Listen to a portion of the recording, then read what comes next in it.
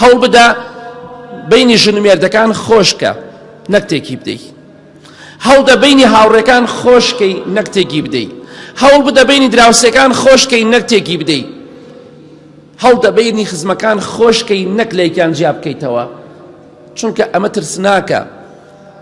قسەی خراپ لە نێوان خەڵکیان مەکە، قسەیە بکە بۆنی ئاشتی لێبێت، بەرەو ئاشتیان بەرێ. خەڵکی وایە پەنا بەخوا بۆتە کێشە، براو خوشکی لە یەک جیا کردوتەوە، ژن و مێردی لە یەک جیا کردوتەوە، خزم و دراوسێ و کەسوکاری هەمووی ترازاندووە لە یەک. ئەمە ئینسانێکی بەدبەختە. خەڵکی شەیە هەوڵەدات دراوسێکان، خزمەکان، ژن و مێردەکان، هاوڕێکان بگەن بە یەک. ئەمە خێر و پاداشتێکی زۆر گەورەی هەیە. ئینشاءڵڵا جومعەی تایبەت باسی فەزڵی سڵحەکەین لە پێناو خوادا ئینشاءڵڵا، چ کاتێک خوای گەورە گونجاندی.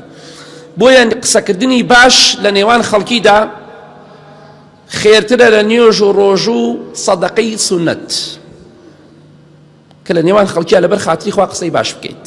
لە حەدیثێکی صحیح داهاتووە لە صحیح جامع الصغیر، خۆشەویستی خوا صلی الله عليه وسلم فەرمووی: ألا أخبركم بأفضل من درجة الصيام والصلاة والصدقة؟ قالوا بلى يا رسول الله صلى الله عليه وسلم. قال: إصلاح ذات البين. بهاوڵانی فەرموو ڕەزای خوایان لێ بێ، هەواڵتان پێ بدەم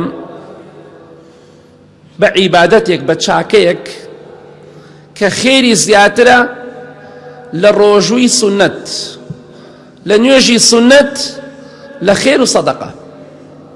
واتە ئەگەر تۆ ئەم عیبادەتە بکەی لە شەو نوێژ خێری زیاترە، لە ڕۆژووی سونەت خێری زیاترە، لە خێر و سەدەقەش خێری زیاترە. وتمان بڵێ ئەی پێغەمبەری خوا صلی الله عليه وسلم، پێمان بڵێ ئەو پلۆپایە بەرزە چییە کە ئەوەندە ئینسان پێی بەرز دەبێتەوە؟